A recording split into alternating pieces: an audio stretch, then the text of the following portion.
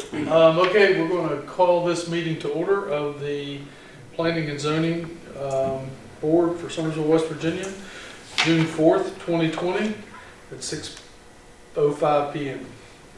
Gary? Hi everyone, welcome to the meeting this evening.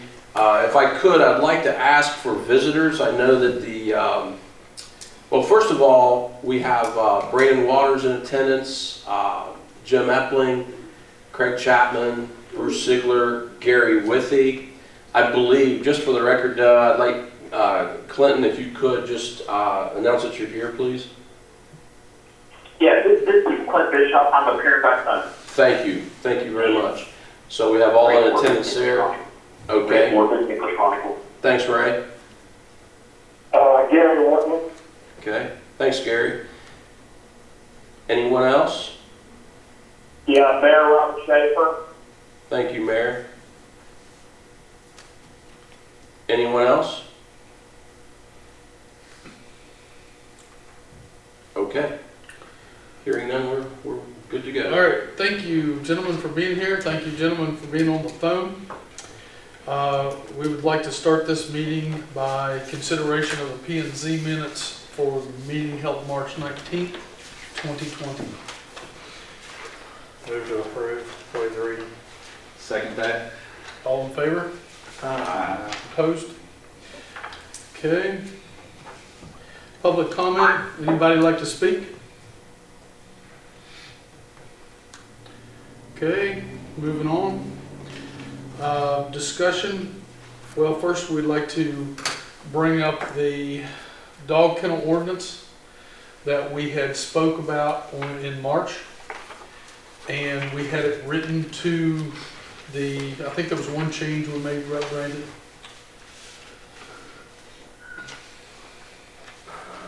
I don't have the old ordinance in front of me. There were a couple changes about being indoors and things like that, but I'll have to look at it with the old ordinance.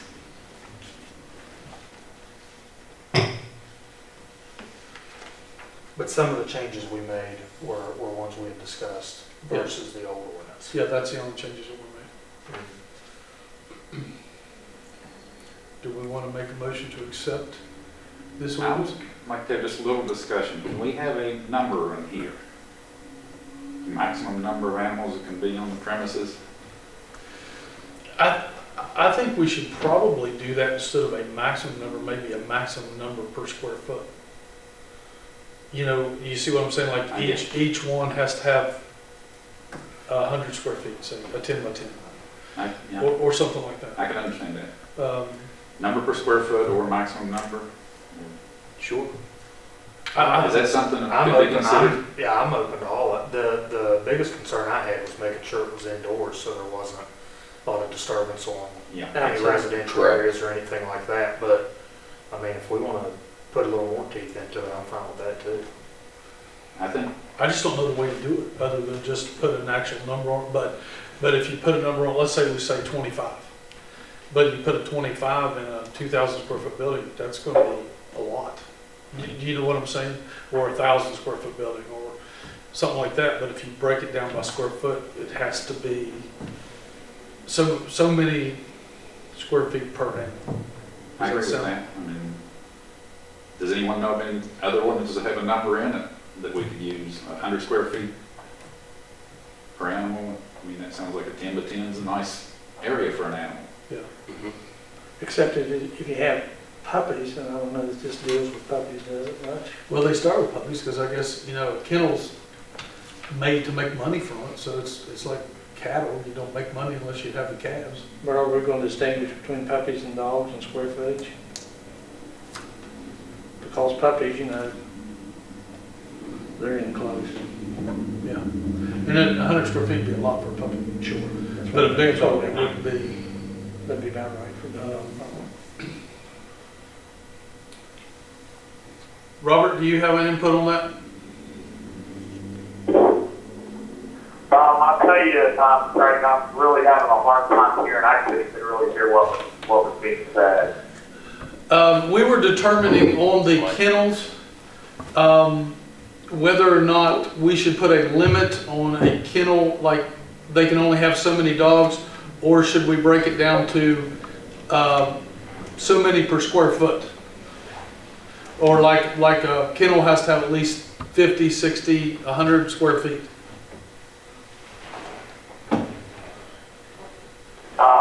I really, Craig, I've really not done any research on that at all. I mean, it would be, does anybody have any idea what the standard is? I know the dog kennels like we sell, they're about probably 4 feet wide by 10 feet. So that's 40 feet plus the house, the inside part.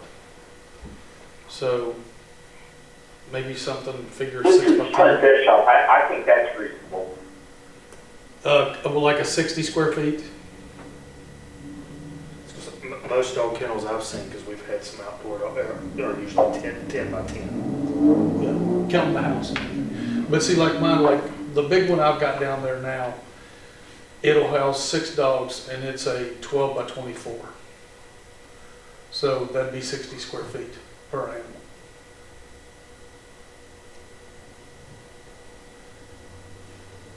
I'm looking for information on At least 60, and I've read some things, the dog. This is Gary Wharton. If you're going to have teleconference, I can't hear anything.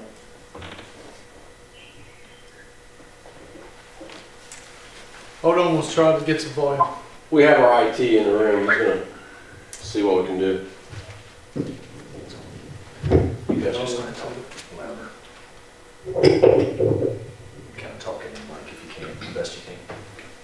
So you want to do it as a minimum square foot of 60, or where you go 80?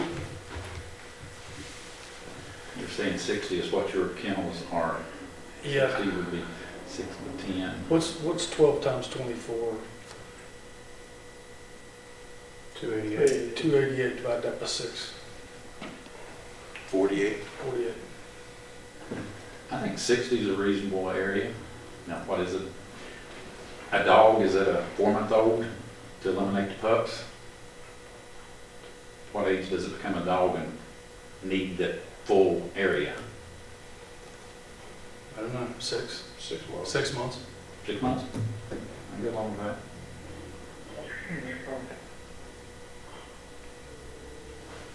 At 6 months, they would need 60, at least 60 square foot Okay. Per dog. Per Per dog. per dog. Is Okay, that unreasonable? I think that's reasonable. Brandon, what do you think? You're the lead of this. I think it's reasonable. I'm fine with having I mean, that's the only way to base it, was on what I'm we've seen. fine with having a restriction on it. You can't just have an infinite amount in a Right. small space, so I'm fine with that too. Can you take a note on this? Yeah. It says in here, it says the suitable, pen or enclosure is suitable size, so that's the only reference to made to that, I think, right now in there. As far as I could find. I was looking online here, I couldn't find anything. Okay. We're good with that one. Anything else? I have a Mayor, Yeah, if we wanted to put this in form of a motion, could we put this in form of a motion with those changes being made? That's what we did last time. Yes, absolutely. Okay. yes. I don't want to hold it up, I just would like to have that in there. That's No, good. that's fine. That's a good idea. And anything, All right. Jim? It would be to me, it would be a motion to modify the previously proposed, whatever was previously proposed, it'd be a motion to modify that. Technically. Should we modify number C, Jim? And then you'd have a separate vote on whether or not to pass that motion, the modified motion.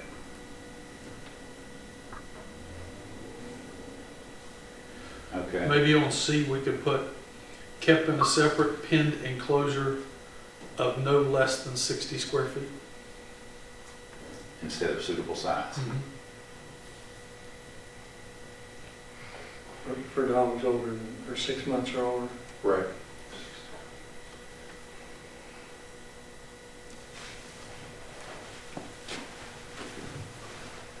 I'll make that motion. That we put that in. Let's see if there's anything else. Is there anything else to put in?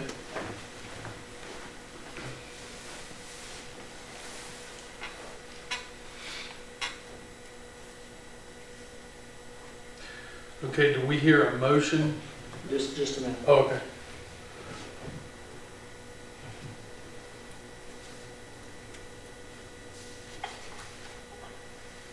Are we still connected? Yes? Can you not hear? No, I can't. I can't hardly hear anything either. We got everything set up just like we had it before. You wanna try to move it up here? So, hey, Craig, the best advice I can give you, for example, when Brandon asked me a question, I could hear him loud and clear. Okay, I think what you're all gonna have to do, and I don't know what the difference is, because we've used this method of holding meetings, even with council meetings, and I don't think there's been any issues. So we must have a little something going on with our phone connection.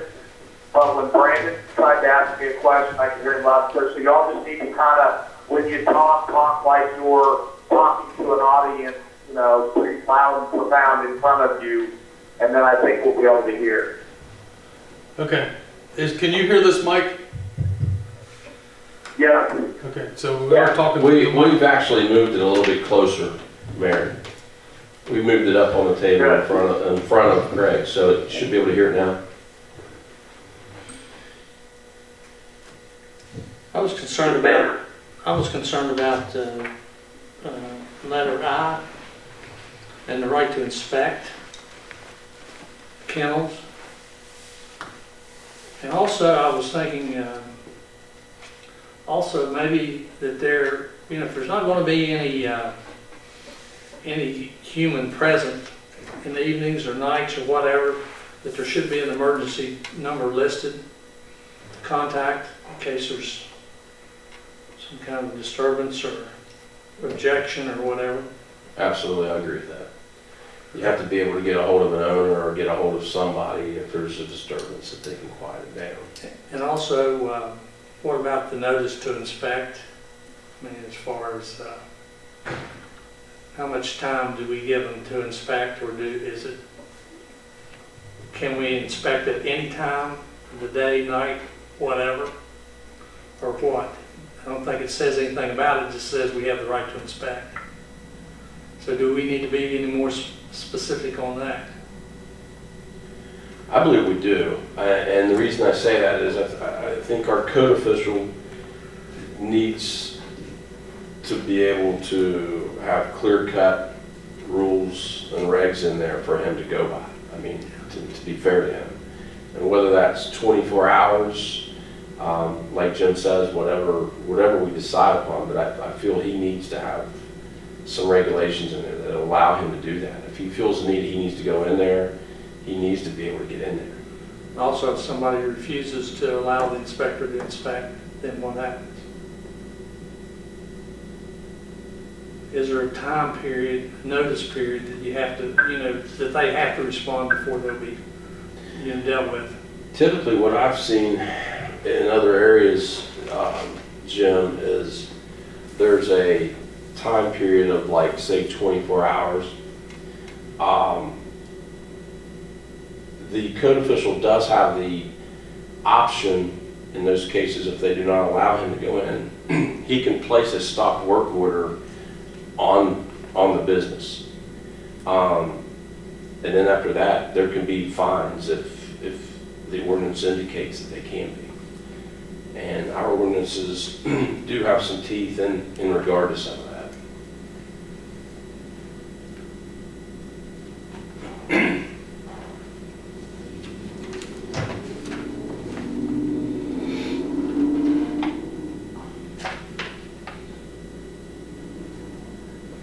So really in letter I, it's not given any kind of time limit. It just No. basically says you can walk in at any time. Is that what? Just says that they have, it doesn't say at any time. It doesn't say whenever, it says wherever. Right. The when part's what I'm kind of, I agree. Do you think when it says to authorize a 24-hour period, that should say with the 24-hour notice? Well, the 24-hour period is to make any corrections that, Right. remedies. They have to fix it. yeah, to fix any problems. So do you think we should give them a 24-hour notice?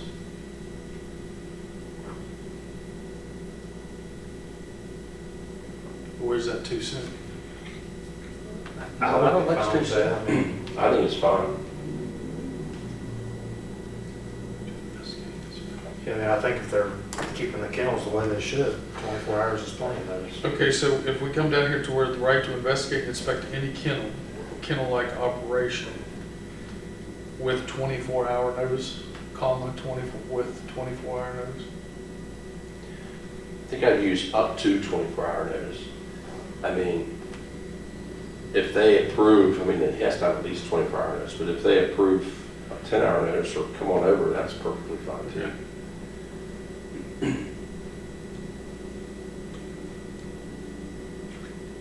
With a maximum of 24-hour notice?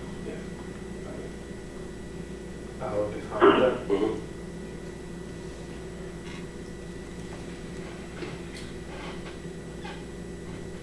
Okay. And as far as having a phone number to call over any type of disturbance or anything, I mean, isn't that, I mean, usually at night or something, wouldn't somebody, don't they call the police department on a complaint, on like a noise complaint or? Yes. Is that what you were asking? Should that be listed in? Should- The only thing I would interject about the inspection, I really don't understand, given 24 hours notice. If we receive a complaint about a violation, so we give them a 24-hour notice to get compliant before we show up with a violation. I know the health department doesn't call and say, hey, we're going to come and inspect your restaurant tomorrow, get compliant. So certainly I understand that. I mean, I don't know what the purpose of the inspection is. If the purpose of the inspection is to make sure that people are compliant with the ordinance, you know, to me, I don't understand that. If there's a authorization to inspect, and then you give notice of that inspection, it seems like, you know, that certainly gives people 24 hours to get compliant. I mean, I just throw that out there, and that's something that, you know, and maybe Clint can interject here, or something that, to me, from a legal standpoint, it seems like we would have the right, and I understand at nighttime, I mean, you know, I don't know that we're going to be silly enough to call somebody out of bed to come and inspect a kennel, but certainly if there was something in a crisis mode going on, it would call for an immediate inspection. So really, I mean, I agree with the mayor. I think why don't you have it to where you may inspect it at any time? Yes, this is Clint. What Chapter 19, Article 20 of the West Virginia Code outlines what residents or citizens of the state have to do in terms of owning and maintaining dogs and cats. So I think the issue here is solved by this, or at least this is a possible solution. If there's an issue at a residence that falls under this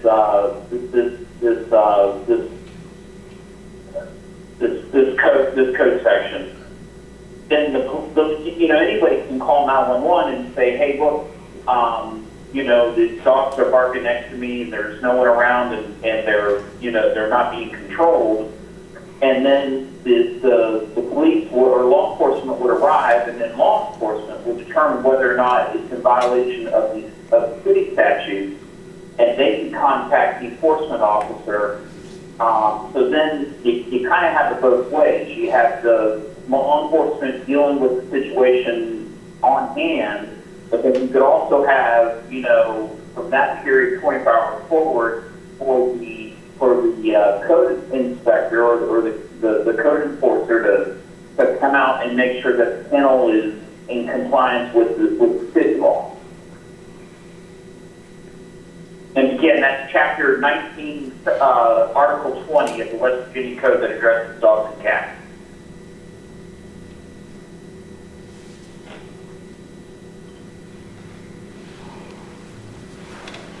so really with the initial complaint, you don't need the inspection, you just need somebody to handle the complaint. Is that?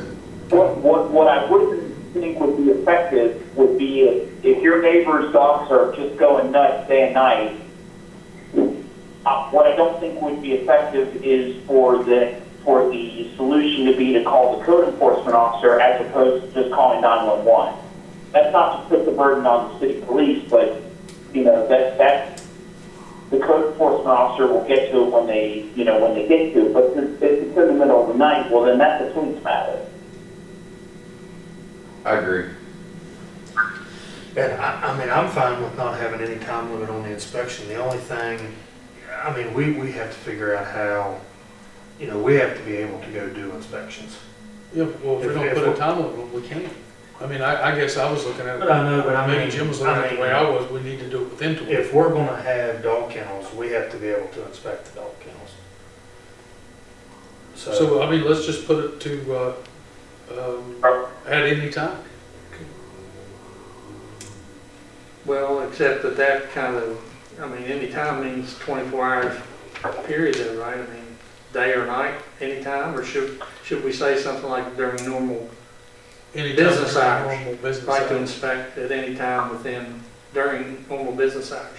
If there's a complaint after that, then This is Clint Bischoff again. Could I interject? I don't mean to interrupt, but sure. I think it's important to identify what's the purpose of inspecting the kennels, and the purpose is to ensure that they are compliant with the code. So I think a time period is reasonable.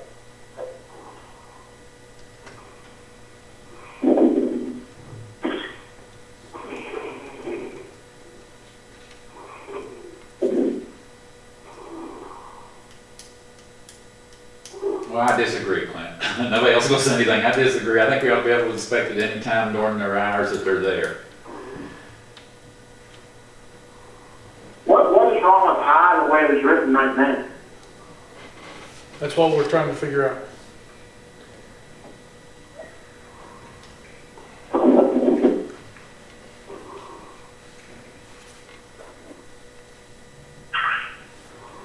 It just doesn't say when, anything about the when.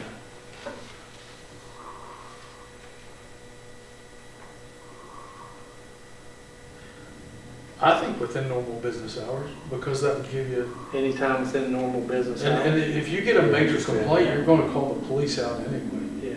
So they're going to look at it. So I'd say within normal business. So the wording would be, the city of Summersville by an authorized agent serving or employee shall have the right to investigate and inspect any kennel or kennel-like operation within normal business hours, During.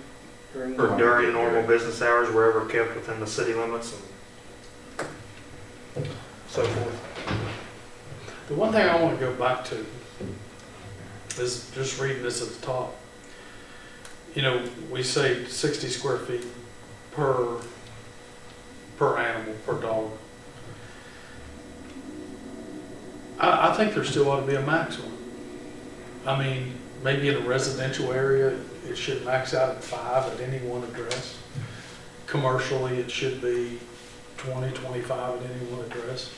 Because you think about it, if you just put in 60 square feet, which we still need that in there, but somebody in our neighborhood wants to have 15 dogs. Right, but I don't, We're not stopped. but I don't know that this is for that, because I don't know that a dog kennel is approved in a residential area. This is a dog kennel ordinance, but the only reason this will be in effect is because in the C1, C2, and C3, dog kennels are permitted. I don't know that a dog kennel of more than 4 dogs is permitted in a residential area. Well, it just says right here, I mean, under your definitions, a kennel or kennel-like operation shall be deemed to exist with 4 or more dogs kept in any single address within the corporate limits of the city. That's the definition of a kennel, but that doesn't mean that's permitted in a residential area. Okay, And okay, it's not. okay. It's not. I just want to make sure of that. Yeah. There's permits that you can get if you have a pet visiting and things of that nature, but there's nothing We're in a residential, you're good. But do you still think we should have a max, or we should?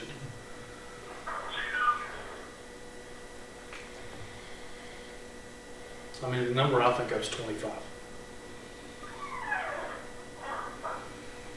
And maybe we could word it as this is good up to 25, a special permit may be with the BZA's or something like that.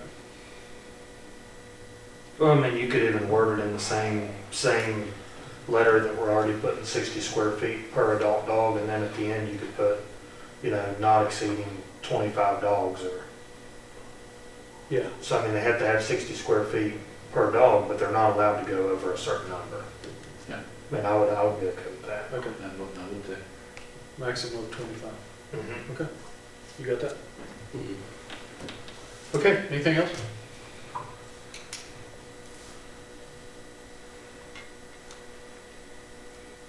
Now, Clint, what was your recommendation for this motion?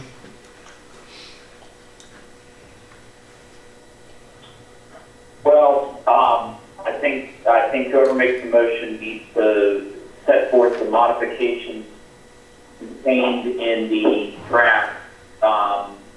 The draft is not dated, it would appear. The draft of 505.12 modifications set forth at the meeting on during the regular session meeting on June 4, 2020.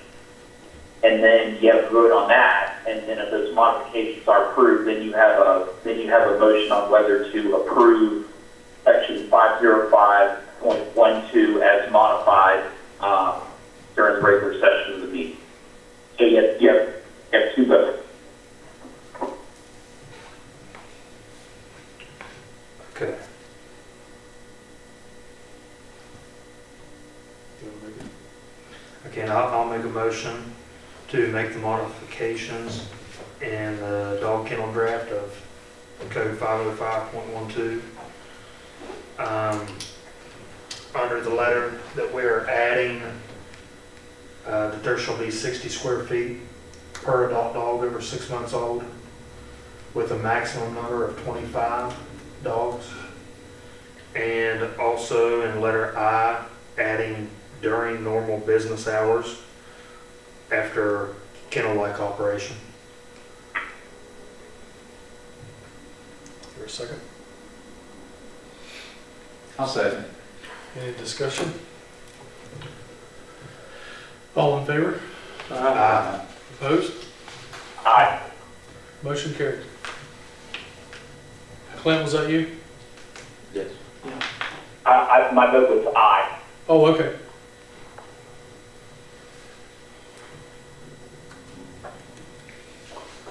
Okay, moving on.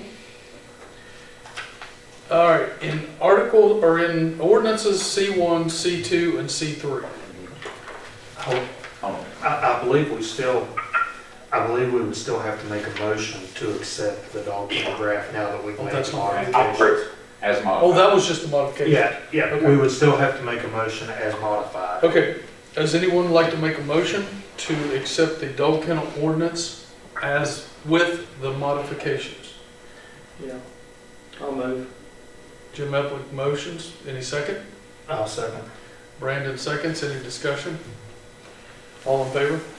Uh, Opposed? Clint? My vote is aye. Okay. Okay, now this, what we'll have to do with this now is, we just actually voted, now we'll have to take it to a public hearing, is that correct, Gary? Yes. So this will be part of our public hearing that we'll have to run in the paper, everything, and get that as a public hearing.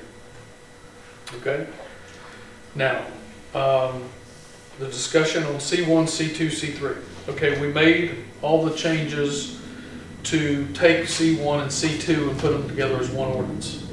However, that's not going to work. So what we've done was C1 and C2 are exactly the same, but they're still two separate ordinances. We made all the changes to them that we talked about in March. So C1 and C2, and then C3, it stays the same with the changes we made to it also. So is there any discussion on C1, C2, C3? There were still one or two properties that were C3 that were not out on the highway. Are those still going to be either C1 or C2? we talked about what we were gonna do there, and we were gonna move them to C1 or C2, probably C2. And then we only had to notify one Two. property owner. Yeah, one or property two owners. property owners. Because originally we talked about C3 basically being all the highway. And, well, originally we were doing a C1 and a C2. One was going to be everything downtown and everything else was going to be on the highway. But if we can't do that, C1 and C2 is going to be everything downtown and C3 is going to be everything on the highway. There were still one or two properties that would have to be changed to C1 or C2, right? Well, And those people will need to be notified, and you'll have to have, I'm not positive on the time frame that you have to give them. But it's my understanding you have to notify them. back here. So you wanna just leave those as C3? I mean, because there's really not a lot of changes other than signage.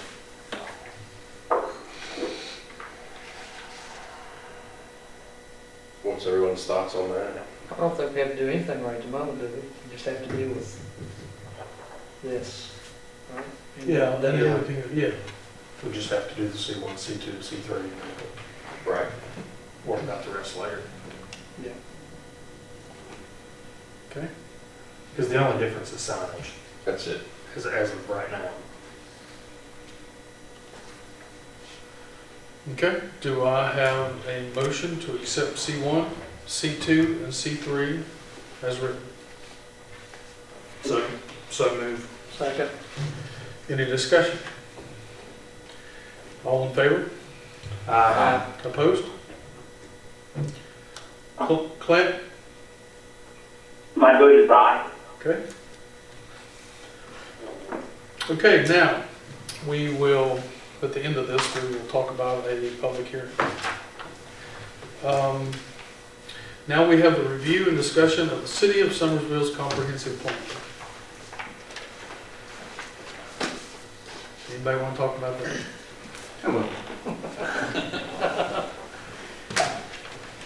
Well, good evening, gentlemen. It's finally a pleasure to meet you. This is the first time I've actually presented in front of a governing commission since I've been here in Summersville, so I'm really excited that I finally get to meet the Planning and Zoning Commission, the guys that will be most important for driving this thing. So just in case you guys, maybe you've heard that I'm down here, but haven't met me yet, Councilman Epling, it is finally a pleasure to finally meet you. I think I've emailed you 2 or 3 times. Now I get to put a name to a face, which is great. Councilman Waters, such a pleasure to meet you, sir. Chair Chapman, good to see you again. Of course, Recorder Withy, thanks for having me. Councilor Sigler, thanks for being here, of course, and it's a pleasure to meet you. And for everybody on the phone, it's a pleasure to be here as well. But like I said, my name is Reed Bowden. I am a summer intern here for the City of Summersville, currently working in the Master of Public Administration program at West Virginia University. And this is where I'm doing my internship. And what I'm here to talk to you about tonight is the City of Summersville's Comprehensive Plan 2030, that our program, in conjunction, in partnership with the City of Summersville, has been working on. Now, I would like to preface everything by saying before the meeting, there was a copy of the comprehensive plan as it stands in its current draft form emailed to each of you. However, if that does not work for you, or you would like to see a paper copy of that, definitely do be sure to let us know. And I actually do have on me this evening 2 copies of the comprehensive plan 2030 as it stands right now. So would anybody like to see one of these, or 2 of these, as we move forward? I've got it on email. You got it on your note? We're good. We're all good, great. Well, these will be on file at City Hall should you want to see them. But just to give you a little bit of a background on the project, and I don't want to take up, of course, too much time here tonight.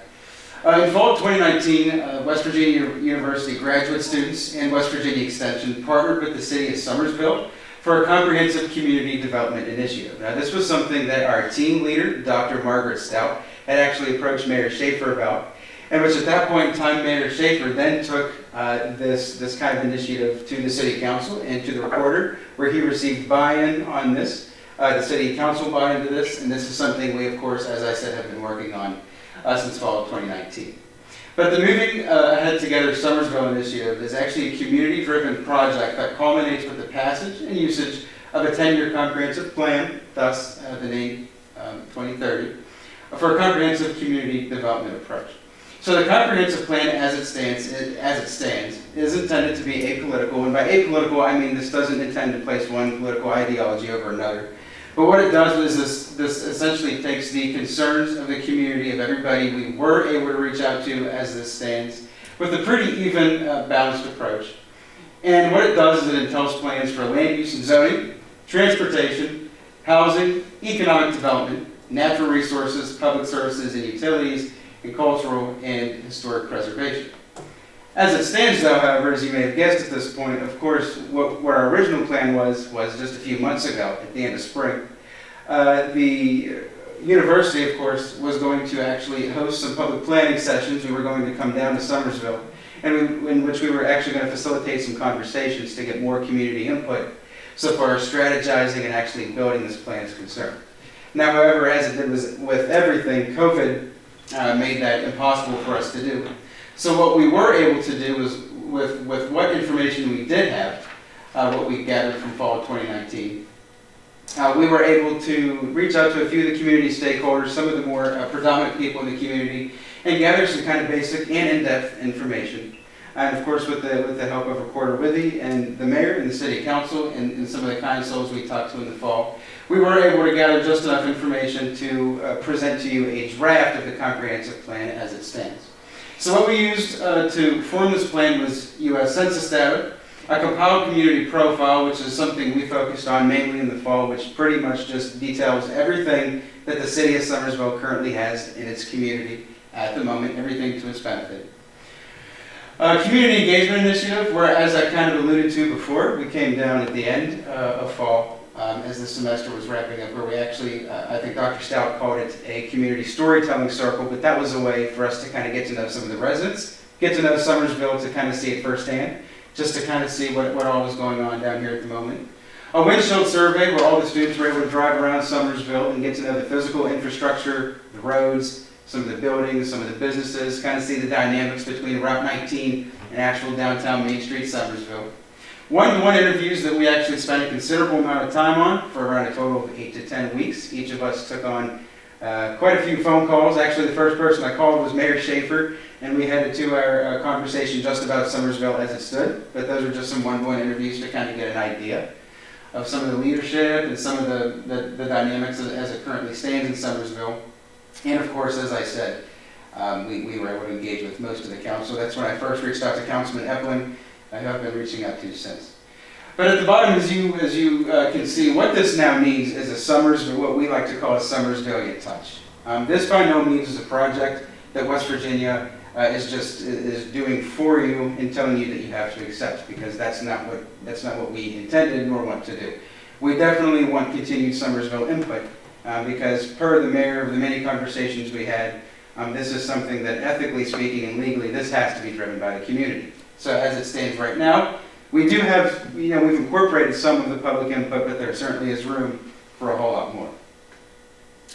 So why are we doing a comprehensive plan? Just to kind of catch you up to speed in case maybe this isn't something that you are too familiar with.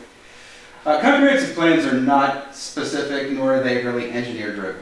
Comprehensive plans aren't here to tell you the width of how wide a road's supposed to be. This isn't supposed to talk about the specifics, numerical specifics of anything.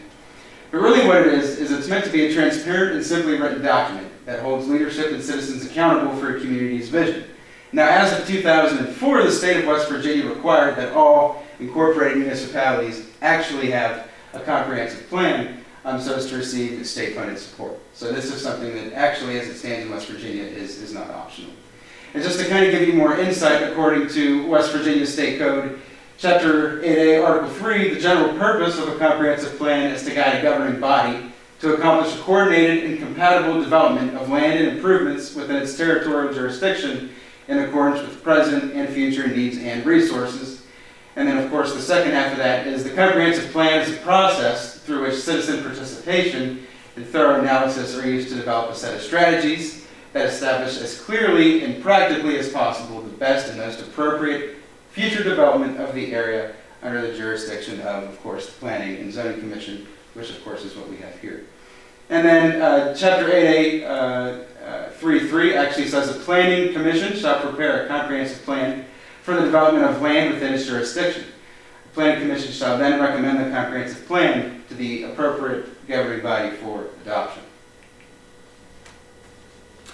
So, as the comprehensive plan currently stands at this point, as you'll be able to see in the table of contents, we begin with some excerpts from the community profile, which is actually much longer, which of course would be nice if it could be also filed either here at the City Hall or with the county clerk upon its passage. And then from the community profile forth, it goes to the planning process, which pretty much explains to the entire community what I just explained to you, how this plan was essentially compiled. And then we begin with the elements. And the biggest things that really compile a comprehensive plan includes the natural resources, the cultural and historic resources, land use and design, transportation and circulation, public services and utilities, civic facilities, parks and recreation, housing, economic development, and then the final element, plan implementation, that again holds the city council and the residents responsible for making sure that this plan isn't just something that's passed and put on a shelf. And now the organization of the plan, I think a lot of people would probably look at the plan and say, whoa, there's a lot going on here. But with each element, everything is, think of it like I kind of put on here, is going from very broad to very specific. With each element, there are goals, a broad description of a general overarching vision that then moves to objectives as to how you can best achieve those goals, with a narrow and more concrete visualization of how to achieve, and then a strategy. These are the most specific and detailed explanations of how to achieve the objective. So I didn't put each element in here because, of course, not all of them really require as much attention as some of the other ones really do. But that's not to say that all of them shouldn't be reviewed carefully, because they all should. Again, I'll preface this by saying this was essentially put together by all outsiders from Summersville, and so this isn't necessarily, not everything is going to necessarily, even be feasible. But it's something that we at least put on there to get the wheels rolling. And this was really the approach that you could take to be the most creative with these things, and to kind of have, essentially it's like a really organized way for the community to dream and envision realistically what they want to have. So with natural resources, for example, we have two goals here, but really what you can sum up for natural resources is the fact that in the wake of the 2016 floods, it really will be useful to have a lot of maps on hand to make sure that all of the natural resources are being used and kind of dispersed evenly, so that we don't really have those natural disasters, and that we have the maps close by and on hand that really complement element 3, which is land use and design. Now this is one of the ones that really is going to require a lot of community insight, a lot of council insight, a lot of the planning and zoning commission's insight to really consider what's being discussed here. It's the most controversial of the elements, and some of the things that we talk about in land use and design are things like increased residential development, better zoning, more organized zoning. We talk about annexation in here, something that presumably with a lot of small towns across America and even bigger areas is not easy to discuss. And so this is one of the things that it probably would be a lot easier and a lot better if the Planning and Zoning Commission would review as a whole, actually, with bringing input from the different constituencies and whatnot, to really talk about some of the things that are outlined in this comprehensive plan, especially things like annexation, talking about, what is Joe Make Park actually being used for at this moment, and what are some strategies we might be able to talk about to see how we can, reasonably develop that if we can, if that's feasible. So that's definitely very important. It's going to need more insight from the Planning and Zoning Commission to kind of spruce it up a little bit, make it more personalized before anything becomes a plan. Transportation and circulation, this is one of the things that's also going to require a lot more insight too. There's only one goal that really relates to this, but a lot of objectives and a lot of strategies. And some of the things, I know that I've talked to quite a few people about this, and we were hoping, based on some of the people we consulted, that this would be the kind of slam dunk of things. But considering this idea that maybe you begin to allow low-speed vehicles and creating multi-use paths, along neighborhood roads and collector roads for golf cart usage to kind of improve community morale and community development, especially in light that there's really not a lot of room to build sidewalks. Something that would kind of, again, add some character and identity for the community. But there's also other things that we've experienced with transportation and even back with land use. The fact that there's really not a lot of buffering with the Terra neighborhood, Holly Hills neighborhood, a lot of the things going on along Route 19. And so maybe even considering things like right-of-ways and easements to maybe make it a little easier for the neighborhoods to kind of partner and have access to some of these areas around town. just to jump ahead a little bit, we'll go to element 8, housing. Some of the things we've considered out of the 2 goals that we have up here is how realistic, how feasible would it be to create a Summersville Housing Authority? We know that Beckley is the closest one, which is what Summersville kind of relies on, but this is one of the things that our team kind of came up with that definitely needs a lot more consideration. I know that we talked to a lot of people, and when we consulted and again included a lot of different opinions, one of the big takeaways that we got out of this was there's not a lot of housing diversity. That there's not, it's not very easy for senior living, and it's not very easy to start up here. So we talk about housing diversification, and also where would certain types of housing go. That again would come back to land use and zoning, which we actually do have a sketch future land use map created. And that's something that we can always, show you guys soon, or when we actually do sit down to talk more about this, we can take a look at that map. And moving further to element 9, economic development, it's kind of like land use and zoning, where this is going to be one of those things that's going to be much easier for the Planning and Zoning Commission to kind of sit down collectively and talk about this, because this, of course, is going to have a lot to do with land use. Where should certain industries be placed, and what would a diversified economy look like in Summersville? So you can see here we only have really 2 goals for economic development, but a lot of objectives and strategies and questions that go into, what does economic development essentially look like in Summersville over the next 10 years. And then for element 10, plan implementation, this is something that is really going to be pivotal to address some of these things for the Planning and Zoning Commission and for the City Council. We have 5 goals here for plan implementation. But there's some things to consider with these things, like who should be consulted to ensure the plan's implementation. Overall, what is feasible, what is not, really what needs changed. And actually, West Virginia state law requires discussion and strategies for financing, recommended to the governing body's short and long-term financing plans to meet the goals, objectives, and components of the comprehensive plan. A timeline on how to meet short and long-range goals and objectives. Recommending to the governing body, of course, a financial program, much like a couple we just talked about ago for goals and objectives that need financing, and a program to encourage regional planning, coordination, and cooperation with other governing bodies, units of government, and planning commissions. Of course, there's really not many other planning commissions with the exception of Region 4, but of course collaborating with the county and the state is going to be a really big deal so far as the plan's implementation is concerned. So that's a crash course of pretty much what we've got in this plan as it stands right now, but there's a lot in there that takes a lot of careful thought and consideration. So the question that I suppose you probably have is, okay, well, where do we go from here? Well, this is something, especially as it stands, as the draft's been completed, it now has to legally, as required by state law, go into the hands of the Planning and Zoning Commission, and this is where you guys would pretty much personalize this and really add the input that we were missing. So, as I've kind of said before, more community input. We're going to have maps. That's something that the mayor, the recorder, and I, and even Jason here are going to work on to kind of complement this comprehensive plan, because the plan actually cannot legally be passed without the corresponding maps. We, of course, have to follow the state guidelines for adopting the plan, and perhaps the most important thing at this point is that tasks, essentially different sections of this plan, are probably going to have to be delegated out amongst you guys, amongst the personnel of the Planning Commission, to figure out where we want to go from here. And like I said, I would not recommend that only 1 or 2 of you take on just economic development or land use, because those are the real big ones. That's something that probably should be very, very unified, but the other ones really should have no problem being delegated out. So actually, one of the things that I wanted to do during my first 3 weeks here on the job was, number 1, create a template for the public hearing, which didn't take, of course, long at all, because we're going to have a public hearing, obviously, before we approve this.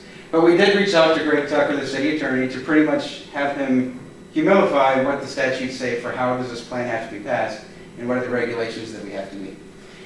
So when we're ready, once we have the input on this plan that we need and once we have the personalization, the Planning and Zoning Commission must vote to present the comprehensive plan for amendment.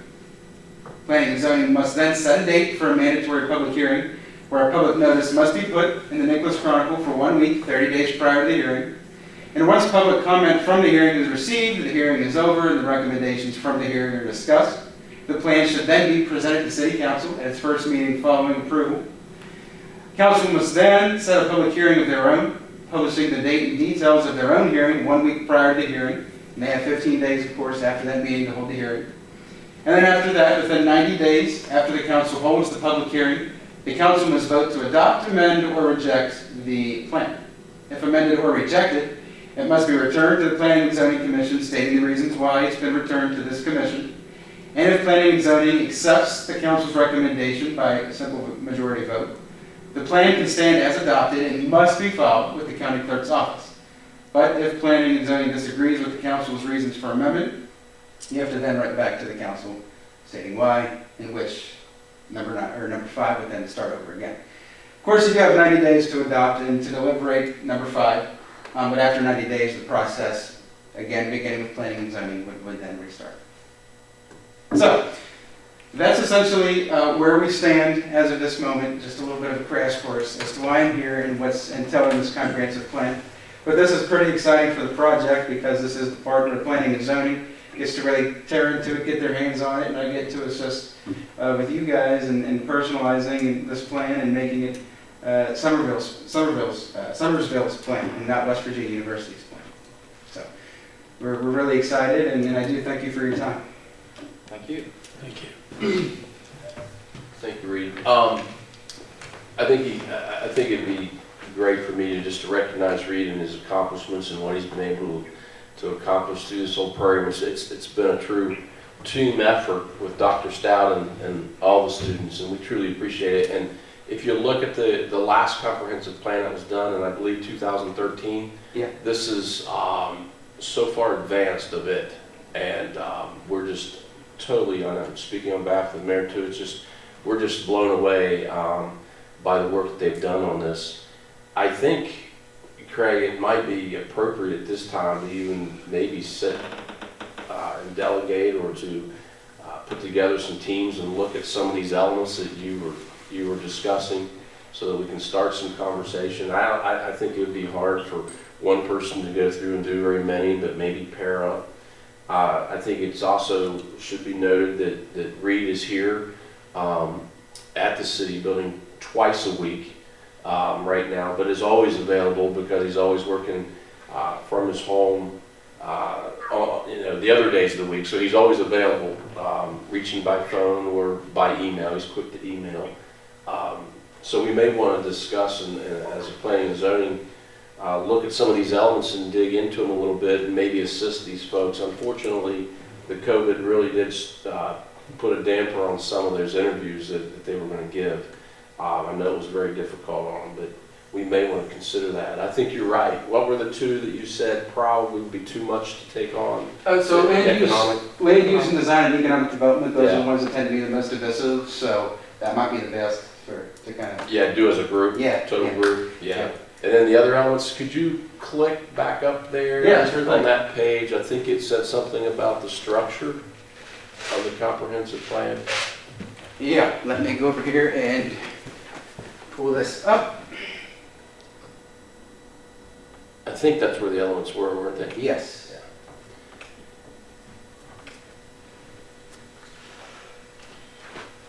Over there under content? Yeah, so just to read that out to you, the elements are in this order: natural resources, cultural and historic resources, land use and design, transportation and circulation, public services and utilities, civic facilities, parks and recreation, housing, economic development, and then of course plan implementation would be another collaborative effort between the Planning and Zoning Commission and even the City Council. Does anybody have any interest in any of those?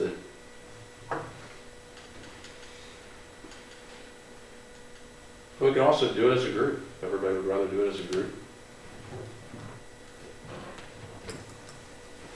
Yeah, because I hit 2 or 3 of them pretty. Yeah. Yeah, I was interviewed on, gosh, I think 4 of those.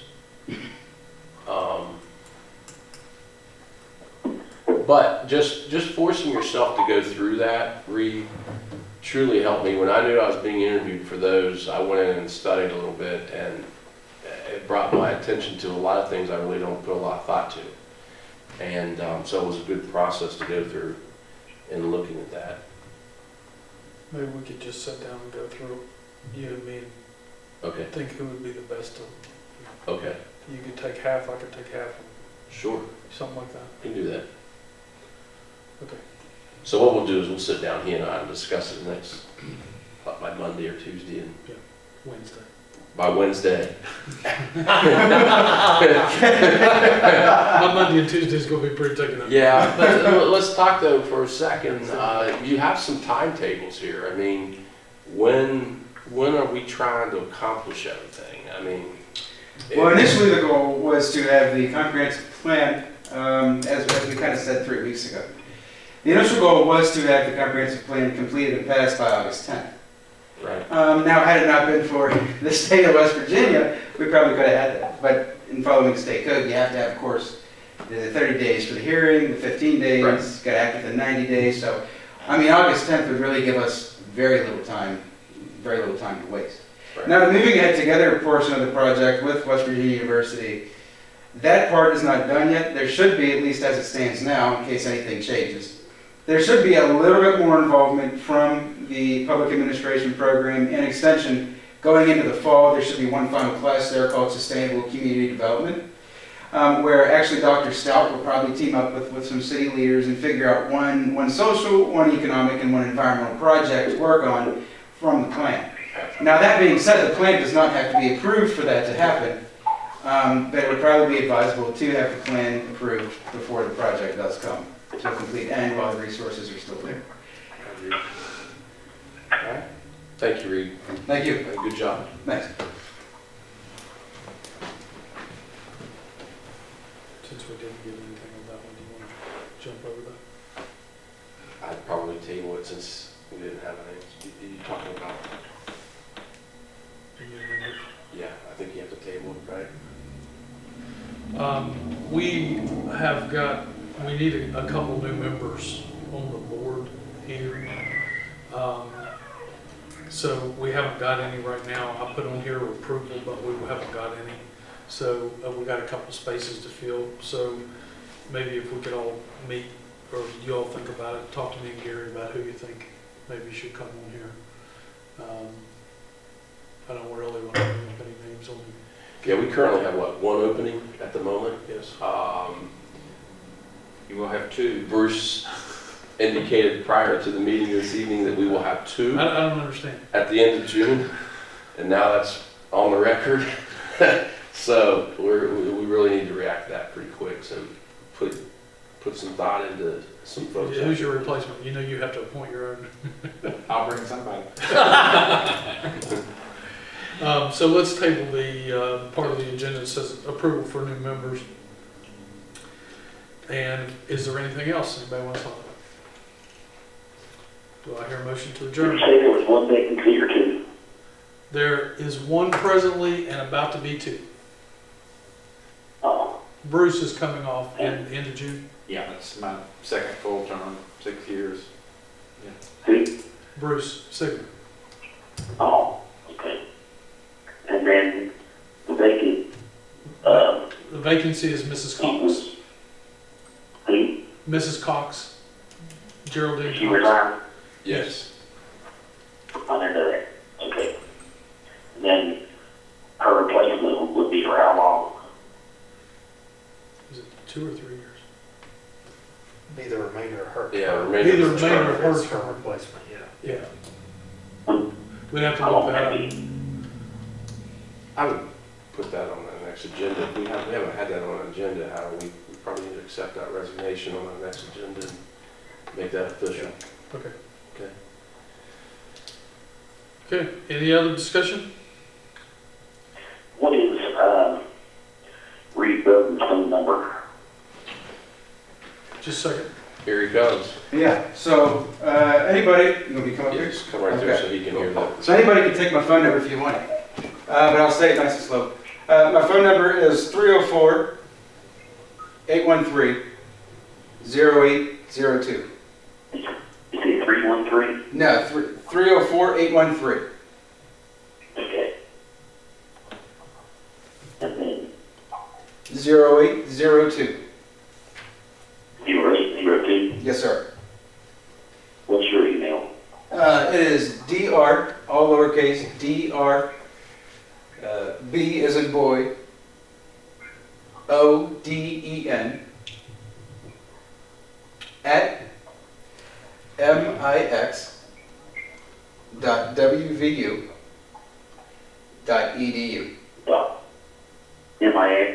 mix.wvu.edu. Yes, sir. Okay. Read, that's the Chronicle right there. That's Chronicle. And on the commercial 1, commercial 2 ordinances, commercial 1, commercial 2 are both alike. Correct.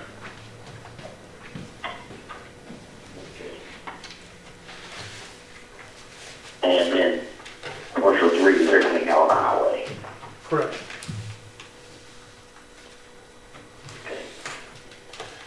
Reed, Fine. would you mind sending that, your presentation to all of us, email Yeah. it to the planning and zoning, so we would have it? Yep, sure will. Thank you. Thank you, gentlemen, for being on the phone this evening. Thank you for Jennifer for being on the panel. Thank you, Reed. Yep. Thank you, Mr. Eads, for all you do. Do I hear a motion to adjourn? So moved. Hey, Craig. Yes, yes. Hey, I'm sorry to interrupt. This is Clint. Do we have a date and time for the next meeting? No, I'll get with Amy and we'll work that out, and she'll send it out. Okay. Okay, very good. And and in the meantime, also we'll be sending out the notices for the public hearings on these things we voted on tonight. Very good. Thank you. I'll second the motion. All in favor? Aye. Aye.